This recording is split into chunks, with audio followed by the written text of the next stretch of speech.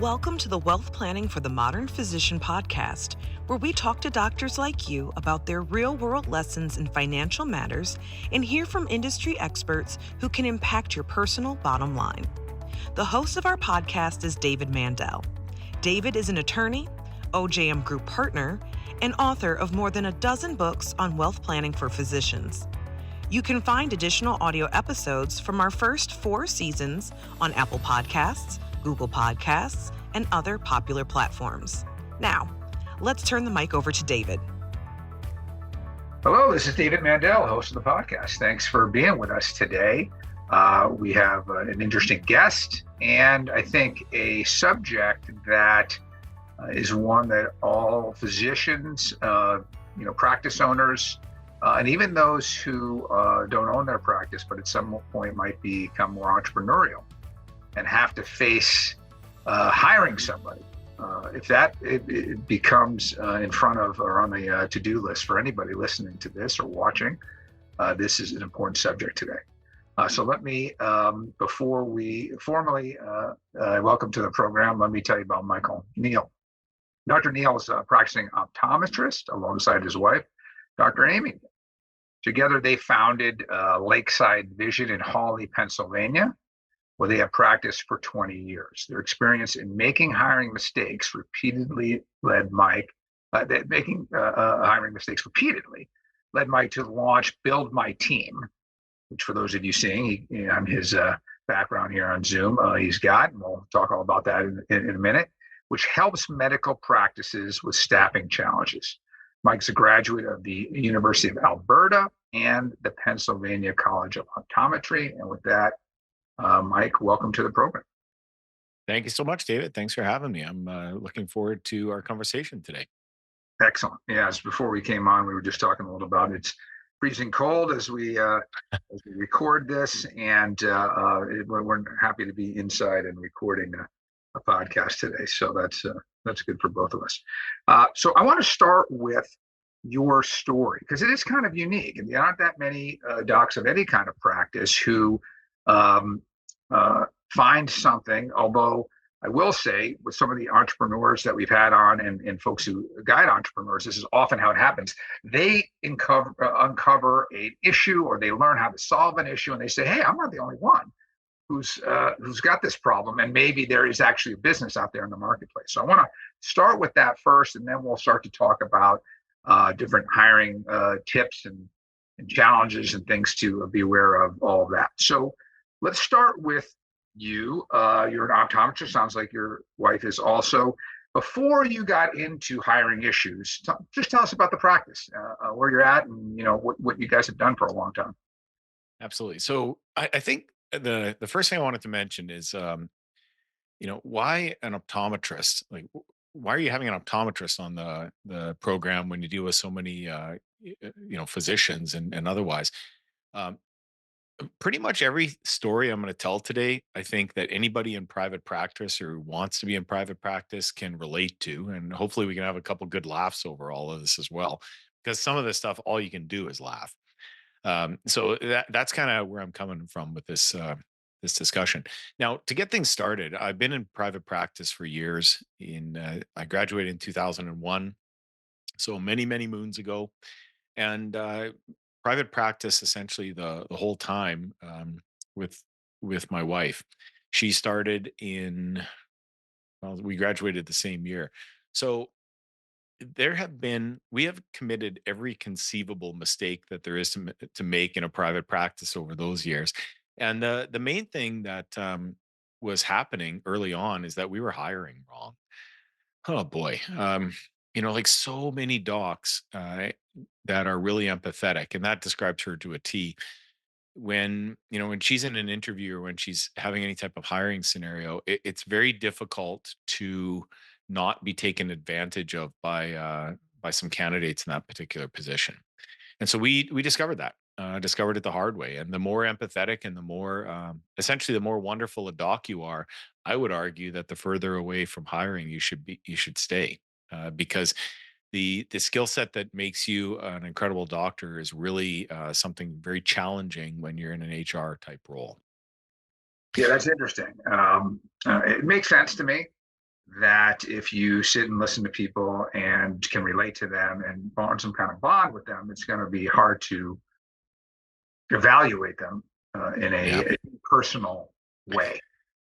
Yeah, by all means. And we see that, we saw evidence of that year after year after year. So I kind of pivoted after being in some executive coaching classes through a company called Strategic Coach. Some of you guys might have heard of them. Yeah, A lot of healthcare professionals and financial folks in yeah. the I know a lot of program. financial people who've Yeah. used or been in that system that's helped them organize their business, achieve goals, all kind of that.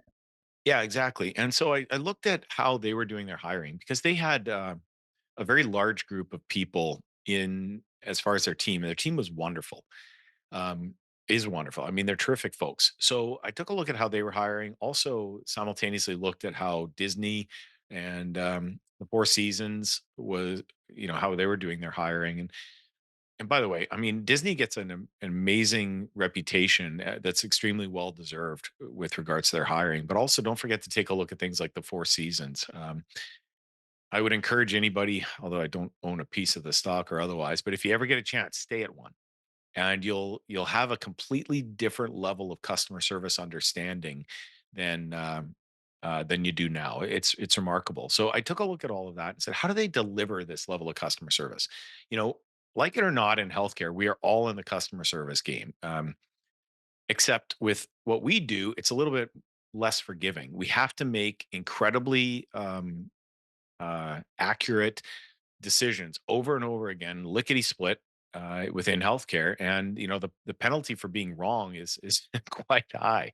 So when I looked at how they were doing things, what was remarkable about their entire hiring process is that they did it essentially exactly backwards from how we were doing our hiring, almost completely upside down. In fact, if you imagine a pyramid, they instead of starting off with resumes, they did that last.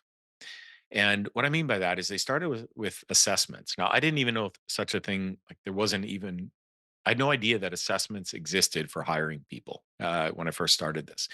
Um, and it turns out that there's a whole entire science behind this. Psychometrics is the name of it, and they can determine through different assessments what a person's good at, what they're not good at, etc. So we started to take a look at that, and I essentially built a system that uh, allows our team to determine what a person's natural talents and strengths are from using assessments. And we did so in a manner that initially was via email. It was a disaster. Little pro tip for everybody: if you're using email for hiring, you are going to get nowhere. It has to be done via text, unless you're in some type of corporate hiring environment where that's not allowed. But for any type of private practice, just skip straight to texting.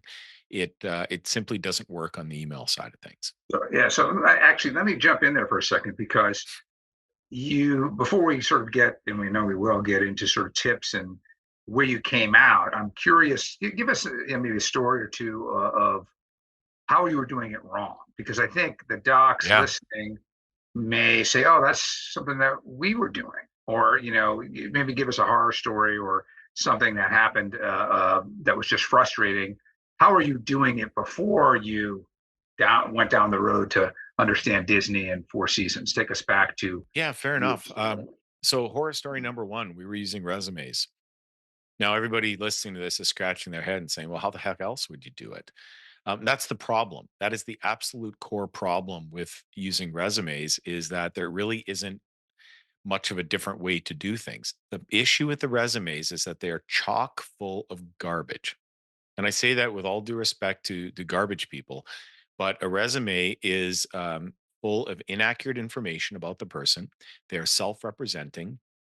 They will have all kinds of gaps in them that don't discuss what they were doing. They are as good as the previous job that they had. And what I mean by that is, if they were fantastic at the job that they had prior, they would, chances are, be still working in that position, barring transfers, things like that. We we've referred to resumes as the fictional failure file. They just basically list what people aren't good at. Nowhere on a resume will it ever tell you what the person's strengths and talents are. It's not part of what the resume discusses. The resume just talks about what they've been employed at, the timeframes, etc. So when you're looking at a resume, and again, we don't prior to this the assessment business, there hasn't been the ability to do this. They will not tell you what a person's good at. What they will tell you simply is their work history, and that's it. So, on the physician side of things, we were making all of our hiring decisions based upon a resume and an interview that was really, truly not very great.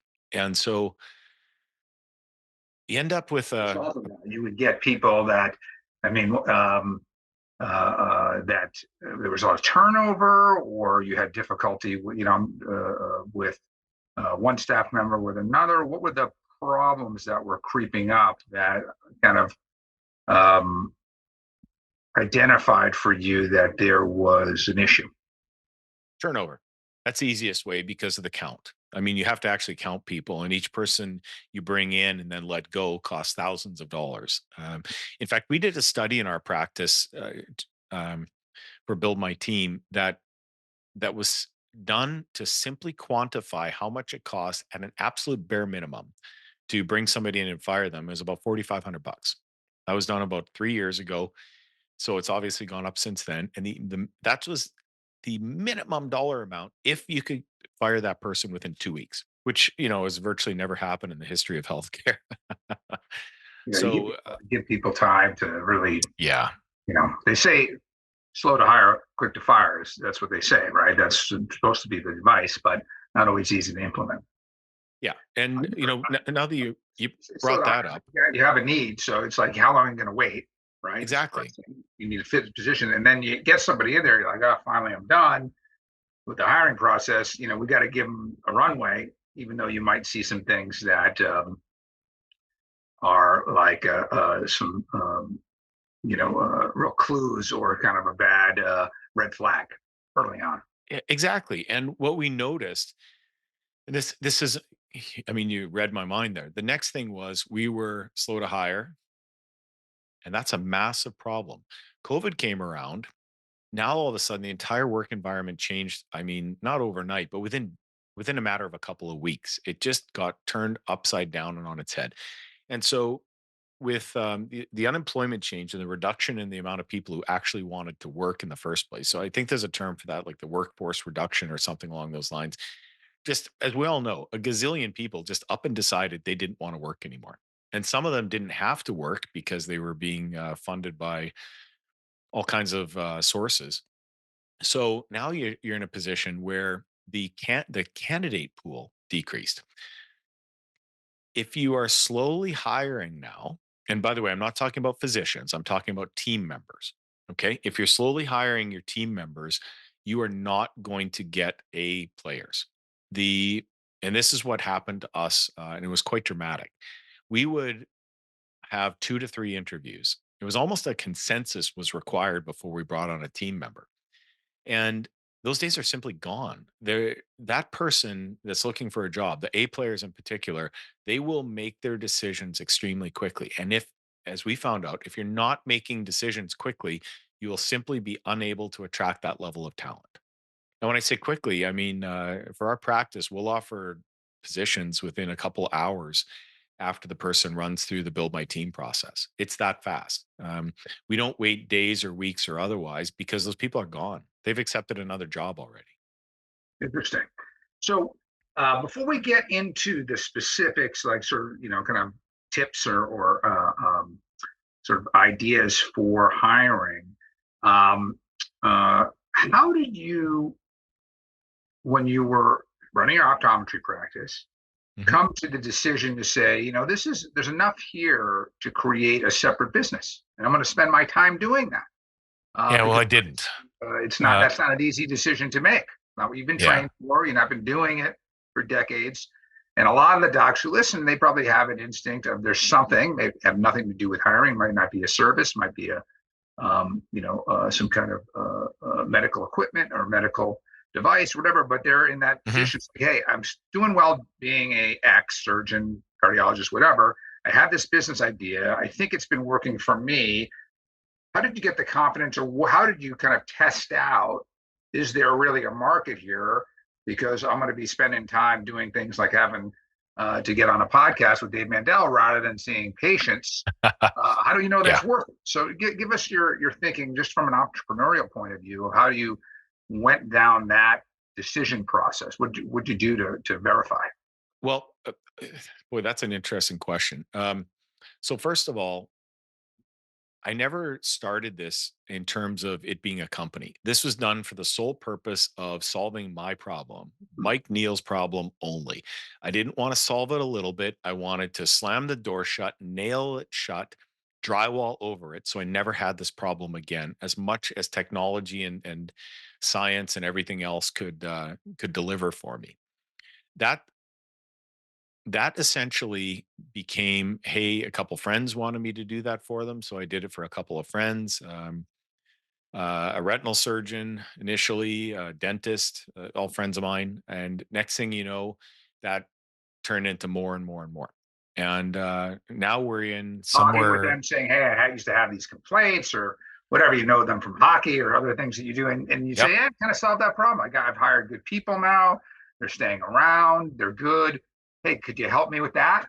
I mean, that kind The, of thing. That's the way it yeah, went. the main thing was my excitement surrounding the problems that we didn't have anymore. Okay. Okay. So some of like it's a little bit of subtraction. Like with B and C players, you have to have a completely different level of your guard up. You have to babysit. You have to like, oh my goodness, you're not all babysitter for a good chunk of your day. With an A player, you define the outcome that you want. You give them some bonus and stretch goals. Why not? To challenge the heck out of them. And then you get out of their way and ask them occasionally what resources they need to, or they're going to come to you with, hey, I need X, Y, Z. But you got to get out of the way.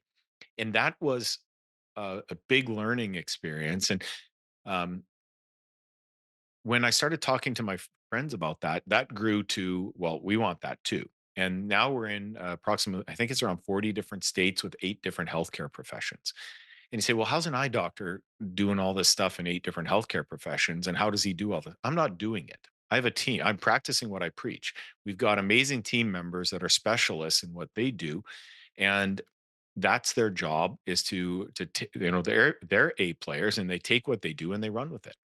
Yeah. They're solving these problems for practices because essentially, and this is one of the key critical points, my optometry practice has a front desk person and we have a biller and we have technicians and we have scribes. Well, those positions are functionally identical to your practice, whomever is listening.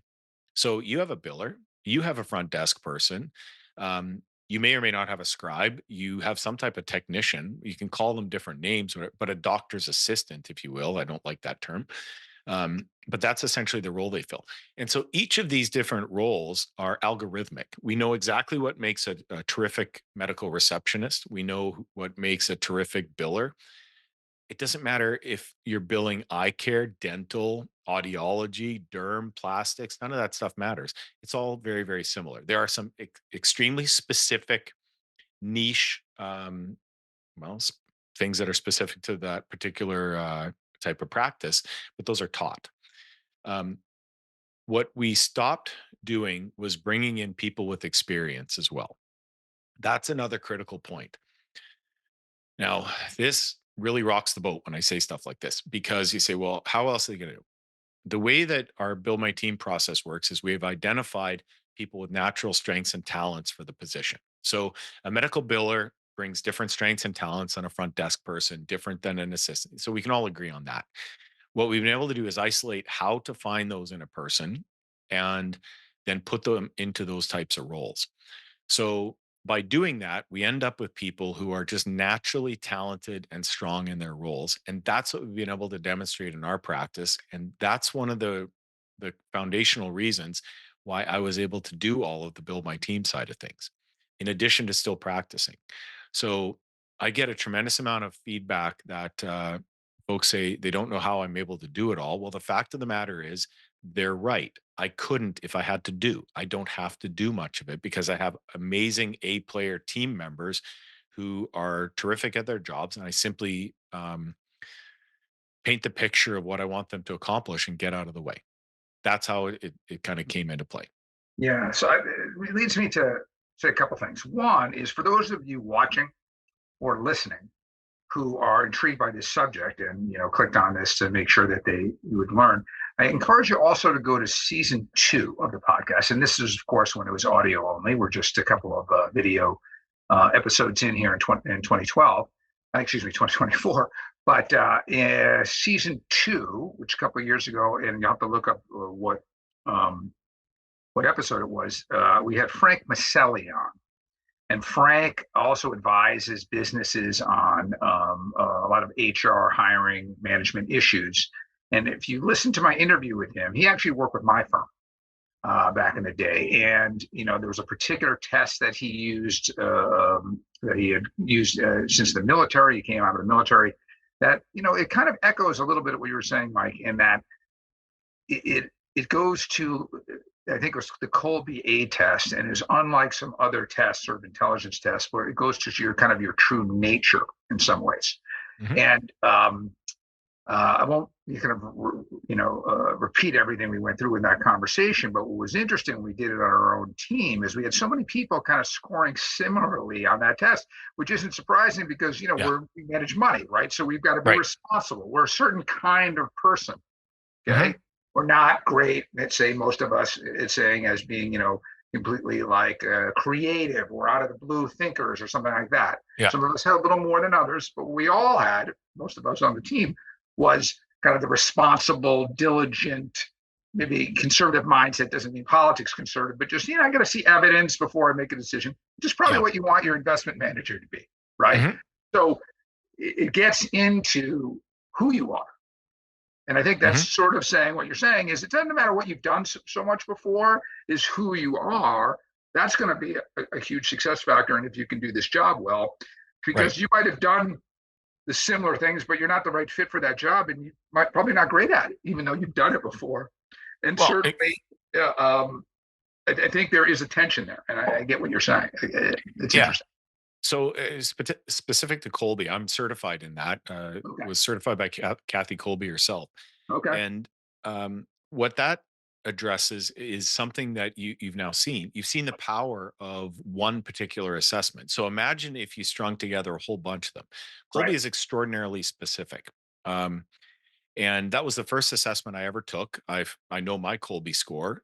It explained a million things about how I operate and what I'm strong at, what I'm not. But again, imagine that's one instrument in a symphony. Right. Okay, so you've got one instrument. Can they play music? Absolutely. But imagine if you had 30 of them, or 40 of them, or whatever that number might be. Now all of a sudden you've got something that you just can't imagine how impactful it is. And that's what we've been able to set up with a whole battery of assessments that are done via cell phone, just text messaging, and it takes right around 15-20 minutes total. So at the end of that, we know whether or not a person could do the job. And that's critical because when you're when you're looking at a resume and in an interview, you have no clue if they can do the job. They're telling you they can. That car payment needs to be made, David. They have to make their mortgage payment. They're going to tell you whatever the heck you need to hear in order to check that box that they're hired. A whole bunch of them are going to do their best to figure out how to do the job in the month or 2 or 3 before you fire them. And a lot of them are successful. That's how the process works. Now, in the healthcare side of things, during the time that you're short staffed, during the time that you're training, that has an impact on the practice. You a lot of times have to reduce patient flow, which means revenue decreases, et cetera, et cetera. Um, if you bring somebody in that's naturally talented and strong in the job, then and there by the way, we also measure how fast they learn. So we know they learn quickly. We know that they have the strengths and talents. Now all of a sudden they can perform at a level within a couple of weeks that usually exceeds the person who's been there before with experience. And by the way, if you've ever tried to do something like next to impossible, you get try and get a person who's been doing the same thing over and over again, also called experience, to stop doing it that way, transition to doing it your way, and jettison all of their old bad habits. good luck. I have never figured out how to do that successfully. I would much rather spend time um, getting the person with the natural talents and strengths and training them from scratch, because at the end of that I know that I've got a superstar that will be able to perform the job within what I'm looking to have them do, or my managerial team is looking to have them do, and we don't have to worry about these bad habits. Yeah. Well, I have three dogs, as I think some of the listeners and viewers may know. So there's an old adage about old dogs and new tricks, something like that. So Yeah. I've heard that before. So my what do you see as medical professionals, and include physician practices, of course, in that uh, uh, genre. What do you think the biggest challenges are for them in staffing? And they go through that process. Yeah, right now we're seeing that not nearly as many people as used to apply for medical jobs are actually applying. The applicant count is down dramatically. And Built My Team puts job applications out to 22 different job boards. So we're trying to cast the widest possible net. And even with a net that wide, the applicants are still down. So I would say that's number one. Um, Number two is that folks want the stay-at-home jobs. That might be contributing to the reduction in applicant count, but they're not excited about show up for work jobs anymore. And a lot of healthcare hires younger people who seem to think that they can get out of school and land a $70,000 a year job providing very little value to society. I mean, I'm sorry, guys, but if you can snag one of those, knock yourself out. You should snag that job, but that's not really how the world works at this point. And in healthcare, uh, the stay-at-home jobs are tough. This is a show up for work type position, and some people love that. And identifying those people, do you like to get out of the house? Do you want to escape your children? Those types of questions. I don't know if you can ask those on an interview, but that's the type of thing we're looking for. So I'd say that right now those are the top two. Yeah, that makes sense. I mean, obviously in our business, it's a little bit different, and most of our firm is, part time in the office and part time remote, um, coming out of COVID. But we're not in medicine, right? We're not Right. seeing patients in Yep. person. It's a different thing, and I could see that being a separate challenge. It definitely lowers the pool, but it gets back, I think, into personality and the right person, because for some folks, like my father, who's 81, still practicing, he can't stand to be home. I Right. mean, he wants to put on a tie and be in an office, regardless, even if he could work from home, which he could as a Hmm. radiologist. He could do it just like we're doing here. That's Yep. just not who he is, and there's enough people out there, and if you can find them, then that's not an issue. It actually becomes a plus, right? I think that's Exactly. makes sense to me. So, kind of last question as we wrap. Sure. Where do you see? And you mentioned it. You just answered it really specific in medicine. But in general, where do you think the staffing and hiring process is changing? Is AI going to have an impact? Are there changes just like that you see coming that folks here should be thinking about over the coming year or two? Well, AI already is having an impact, and there's a website in particular that I was shown a couple months ago. So it's been a while, a while in AI time frame, where a person could upload a resume and apply with one click to 4,000 jobs. Yeah. Okay. Now, God bless America for that type of product, but I'm telling you, from an employer standpoint, it's a nightmare. It's a categorical nightmare. The person who applied does not know what job they applied for. Yeah. Now, you on an employer side of things have no clue that they've been through this process. Your assumption is that they've read the job description, that they have a clue what they're applying for. Well, in that particular example, the person got interviews for 0.15% of the jobs that they applied for. 0.15%. So they Well, went on you get interviews 60 probably. they went on interviews. It was tremendous for the person because they had all of these interviews. They had no clue what job they applied for. They would show up and basically just have to flip through some papers and see if they wanted to be an X. Think of the inefficiencies and the absolute draconian use of time management for the employer side of things. You've got somebody coming through your doors who's going to, with 100% certainty, waste your time. Now, you contrast that type of AI approach to um, the build my team approach is to simply do that all for you so that you have none of those types of people walking through your door.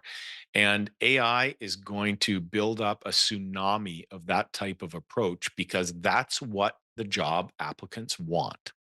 So these are people who are flocking to those types of systems because it makes their application process much, much easier. So you've got that kind of working against you on an employer side. But on the other hand, you've got a service like Build My Team, which handles that all for you and mitigates it. And our system is automated, so we can handle that type of flow. But from a person doing a standard interview type process, imagine you take time away from patient care, or your practice manager, who's got exactly 1 million things to do on any given day, has to take their time out to deal with this type of person who's just a complete waste of time and resources. That's what AI is doing. And that's one of the things we're seeing out of a category of a whole bunch of them that are changing in the job market. That simply did not exist a couple years ago. Right. Yeah. Yeah. That's interesting, and more of that to come. I'm guessing. Mike, was really interesting. For all Yeah. the obviously viewers and listeners, we'll put in the show notes links to Mike's Build My Team company. Thank you. Obviously, he's talking about the challenges. He's got some solutions that can help folks. And I think what's interesting to me and why I wanted Mike on is, coming from a hiring deficit, making mistakes, doing it wrong, and then Yeah. figuring out, hey, there's another way to do this, and especially doing it in medicine, and then being able to leverage that. So a lot of the docs listening who may have to hire someone, they've got a resource that maybe is a better fit for them than what they've heard before. So, Mike, I really appreciate you being on. We'll have Thank you, David. the links on the show notes, and thanks to everybody listening. Thank you, Mike. Thank you all. And to everybody listening and watching, as I've been instructed to by my marketing people, if you like this, please follow us now on YouTube and give us a 5-star review, and follow us on the audio platforms. Tell your colleagues about us. And if you're a physician who has an interesting story, something you think your colleagues would appreciate in finance or career or entrepreneurship, feel free to reach out to me. We're almost done recording for season 4, but there'll be another season 5 coming around the pike. So with that, look for another episode from us in another 2 weeks. Thanks for tuning in. The Wealth Planning for the Modern Physician podcast is brought to you by OJM Group, a multidisciplinary wealth management firm dedicated to helping physicians build and preserve their wealth while reducing taxes. Podcast listeners can get a free copy of our flagship book, Wealth Planning for the Modern Physician. Simply scan the QR code or text WPPOD to 844-418-1212 to request your free print copy or ebook download. Be sure to join David for the next episode of the Wealth Planning for the Modern Physician podcast. It's important to note that this content is for informational purposes only and does not represent personalized investment advice, as the information may not be suitable for your personal circumstances. Please contact your investment advisor before implementing any of the strategies discussed.